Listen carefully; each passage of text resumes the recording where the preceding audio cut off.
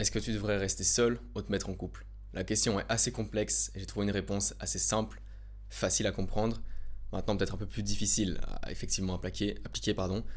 Mais ça c'est simple. En gros, l'idéal dans le monde, ça c'est la synthèse de ta réponse à toutes les questions. Donc tu comprends ça et puis je vais t'expliquer pendant quelques minutes le truc et tu auras compris une question qui te prend normalement des années de réflexion. En tout cas ça m'en a pris plusieurs années. Est-ce qu'il vaut mieux être seul ou se mettre en couple? La synthèse de tout ça c'est que dans l'idée de si tu veux développer, au plus tu as de compréhension du monde, au plus tu as d'expérience, au mieux tu peux comprendre le monde. Et si tu comprends mieux les voies de navigation qu'il y a dans le monde, tu peux mieux te permettre de prendre les voies qui te mènent à la réussite, au succès. Alors que si tu comprends moins bien quelle voie de navigation il faut prendre, tu risques facilement de te retrouver dans les voies de navigation qui sont un peu plus faciles, mais qui te mènent à l'échec. Ou à l'échec, ou à l'irréalisation de tes projets, enfin juste à la voie qui est la plus normale, et la voie de la rat race, comme on pourrait l'appeler. Même si j'aime pas trop tous les concepts en mode dev perso à fond et tout, c'est un peu la rat race. Tu fais les choix faciles, les choix classiques, tu te retrouves pas spécialement là où tu veux être. Donc, au plus tu comprends des choses, au plus tu as de l'expérience, au plus tu as du recul sur le monde, au plus tu analyses des trucs, au mieux tu peux réussir ta vie. Et c'est ça que je vais t'amener là maintenant avec cette vidéo, même si c'est pas la vidéo qui t'intéresse le plus parce que t'en as rien à foutre des meufs et que t'as un énorme motif dans ta chambre, ce serait quand même intéressant. La réponse est facile. Est-ce que tu dois rester seul ou être en couple? Si là maintenant t'es seul et que ça fait longtemps que t'es seul et que t'as pas été en couple et que t'as jamais eu d'expérience de couple, ce qui devrait t'apporter le plus de connaissances et le plus de nouvelles expérimentations dans la vie, c'est de te mettre en couple. Si tu n'as jamais vécu le fait d'être en couple, tu vas découvrir, tu vas complètement ouvrir ta perception du monde. Tu vas développer ce que c'est d'avoir énormément d'émotions, parce qu'en tant que mec, normalement, t'as pas trop d'émotions. La plupart du temps, t'es juste blasé. Alors quand t'étais enfant, t'étais hyper excité. Tu vas avoir ton meilleur pote, tu vas jouer à Minecraft ensemble toute l'après-midi d'un mercredi pluvieux.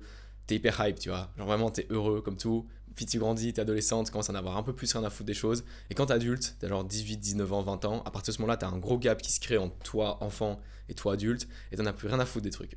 Genre, t'as plus d'émotions dans tes trucs, t'es plus trop heureux, mais en même temps, t'es pas trop triste, en même temps, t'as pas trop peur, en même temps, t'as moins de colère. Enfin bref, tu ressens un peu tout de manière un peu plus inhibée, tu vois.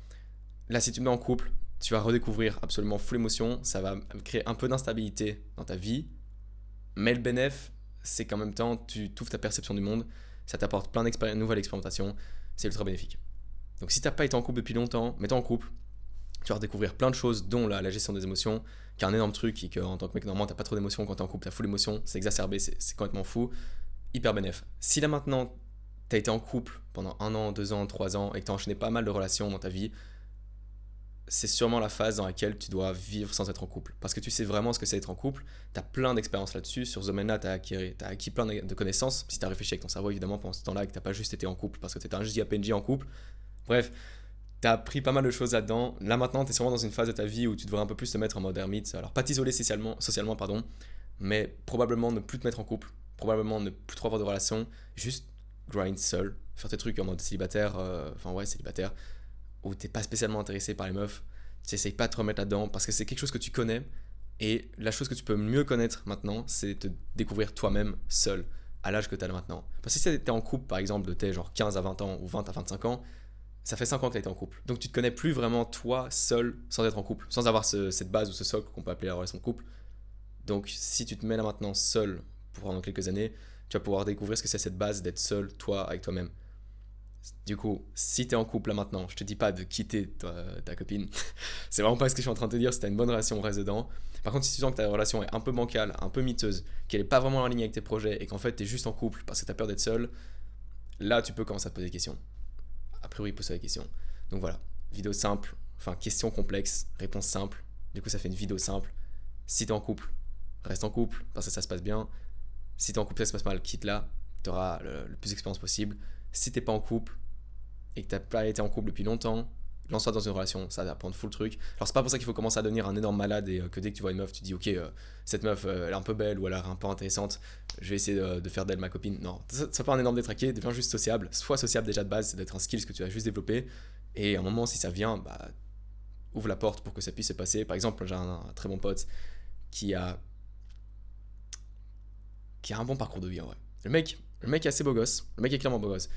Il est assez musclé, il est assez smart, tout va bien dans sa vie, mais il s'est toujours fermé aux relations.